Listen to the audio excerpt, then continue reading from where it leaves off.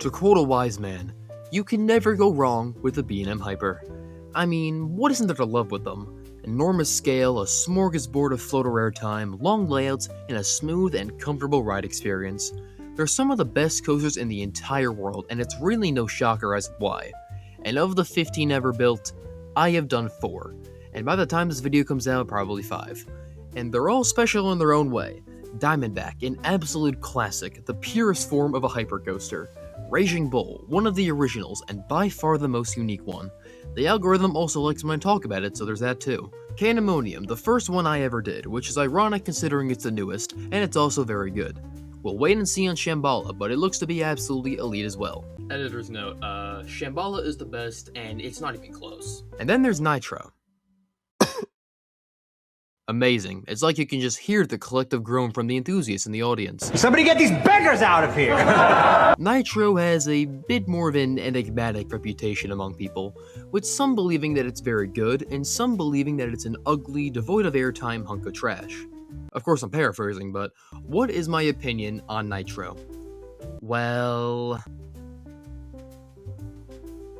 Nitro is a B&M Hyper Coaster at Six Flags Great Adventure in Jackson, New Jersey, and as I mentioned in the intro, it is very much so a mixed bag in terms of its perceived quality, but something that isn't a mixed bag is the ride stats. Holy Jesus, this ride is enormous. It stands at a whopping 230 feet in the air, reaches 80 miles per hour, and flies through 5,394 feet of track in just under 2.5 minutes of ride time. Nitro is undeniably huge, and ever since the incident, it has stood as the tallest and fastest ride at Great Adventure. Well, at least until this thing opens. Stand ready for my arrival, worm. It has an incredibly demanding presence, beckoning riders to face their fears on this colossal coaster. However, while the lift hill and the drop dominate the skyline of the park, most of the layout is actually outside of the park's boundaries in the trees, which makes it kind of a bitch to film, so sorry about the endless shots of the lift hill, it's basically all I have. Regardless, Nitro towers over nearly everything in the vicinity, but then again, so does the big one. A coaster's size does not determine a coaster's quality, and as I mentioned, the question of whether or not Nitro is actually good is a real debate, I guess, I don't know, which is silly. Nitro is a good ride, obviously, but the real question is whether or not it's just merely good, or if it's among the upper echelons of hypercoasters. So come along kids, it's time to look at... So first of all, to get to Nitro you have to walk all the way to the back right side of Great Adventure, and soon enough you're greeted with the ride's iconic entrance with a giant sign you walk under to enter the queue, and the lift hill perfectly centered in the background.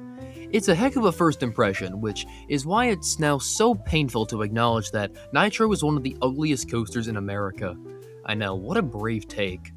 You see, I actually do like Nitro's color scheme. What? In other news, my crucifixion is scheduled for next Sunday. The yellow track and blue supports are pretty striking, and the reddish rails give it a nice kick of personality. I know, I'm an idiot. However, my god, this thing needs a repaint badly. It needed a repaint badly 8 years ago. Oh my goodness! It's just so faded. And to make things even uglier, the queue is an unthemed series of switchbacks filled with the color gray. Nitro, past the entrance sign, is extremely ugly. And I am thankful that the ride rarely has a major wait, because I think I would lose my mind if I got stuck in this queue line for more than 20 minutes. But that brings me into my next point in regards to Nitro's quality, and that is the operations. Nitro was the best operations in the entire park, and that's saying something because, with a few exceptions, Great Adventure is often stellar in this department. As long as it isn't like early April, you can expect to see 3 trains running on Nitro constantly, and the dispatches are always quick. Combine that with the absurdly high capacity trains, and you have the definition of a people eater coaster. As a result, Nitro will usually never go over 20 minutes, maybe 30 on a busy day, maybe. So while the queue and presentation may suck ass, the elite operations do make up for it. And to build off of this, the trains are also just superb. Each train has 9 rows of 4, seating 36 riders per train, which is honestly ludicrous, and like all other B&M Hypers, they have the best lap bars in the industry, the clamshells. Hallelujah! God, they're such good restraints, super comfortable and leave plenty of room for airtime. If I had to recommend a row, I'd definitely go with the front. The back is awesome for the drop, but everything is stronger in the front. Plus, you can really feel the ride's speed up there. And I guess now it's time to answer the eternal question of, is Nitro an elite hyper or just an okay one? And there's no better way to find out than looking at the layout.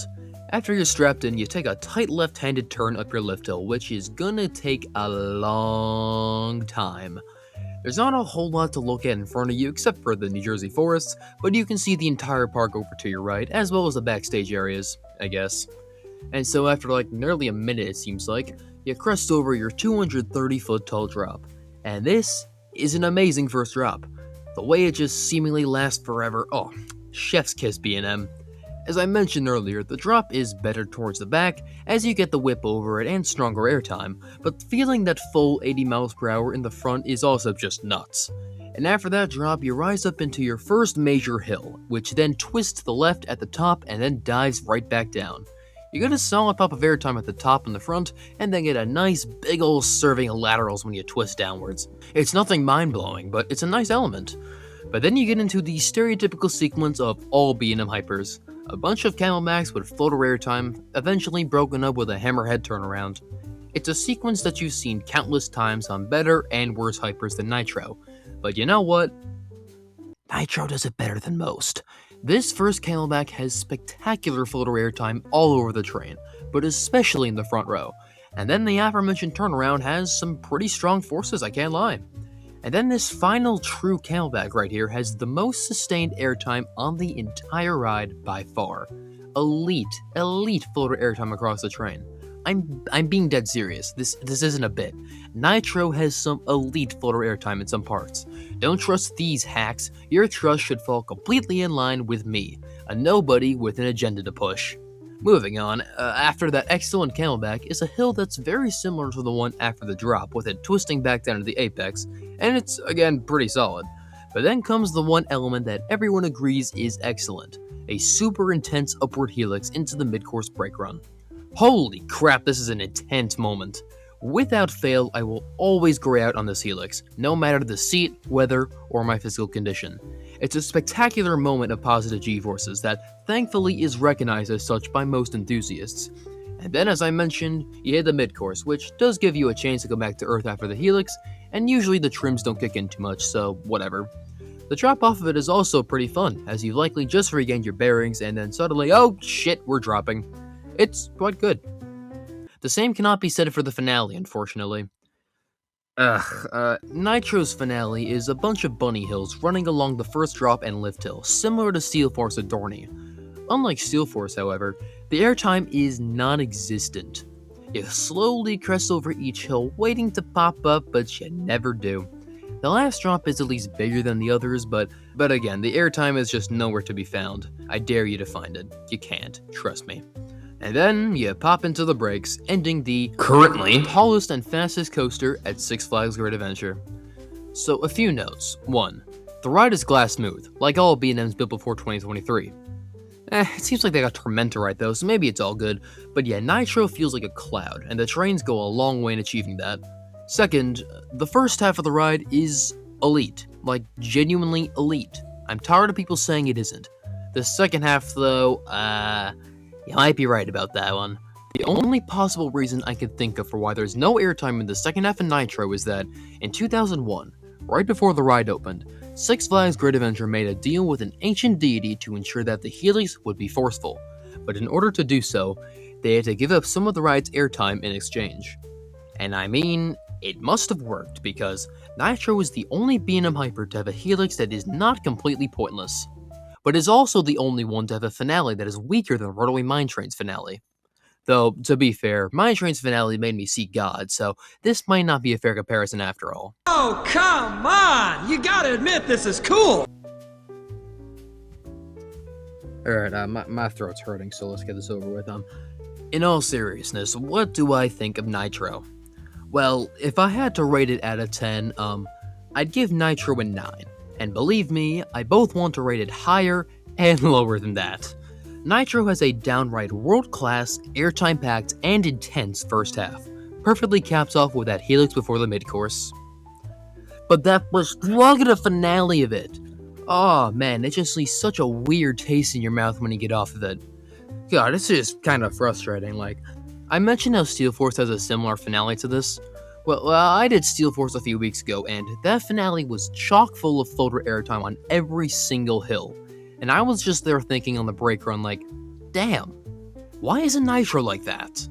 Look, I love Nitro. It's my third favorite ride in the park, only behind an RMC and literal heaven on wood. And it's one of the most free-rideable coasters on the planet. I'll defend it until my dying day. And it's absolutely a coaster that you must do at some point in your life. That being said, Raging Bull and Diamondback are better. They're just more complete coasters that don't have a dud of a finale. Candemonium is also very short, so Nitro does get the edge over that, but whatever. And to formally answer the question I stated earlier of, is Nitro elite? Yes, it is. Just make sure if you grade on the Helix, stay that way for the rest of the ride. And please God, repaint it. Seriously, please, Six Flags.